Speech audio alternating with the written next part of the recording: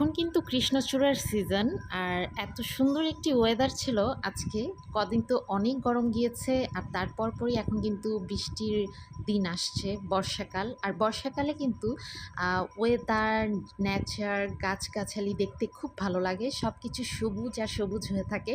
আর কৃষ্ণচূড়ার সিজনে আজকে সকালবেলা বের হয়ে গেলাম নাস্তা খেয়ে। কৃষ্ণচূড়া কোথায় দেখা যায় বা পাওয়া যাবে এই ভাবতে ভাবতে চলে আসলাম আমাদের সংসদ ভবনে।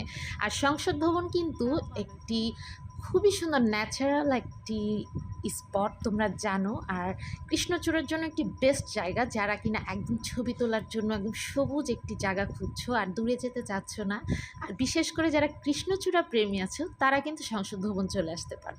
তো আমরা হচ্ছে সংসদ ভবনে যে চন্দ্রিমা উদ্যান, ওই জায়গায় কিছুক্ষণ দাঁড়িয়ে ছবি তুললাম। তোলার পর হচ্ছে চিন্মৈত্রীতেও দেখলাম, চিন্মৈত্রীর পুরোটা জুড়ে কৃষ্ণচূড়া গাছ। তো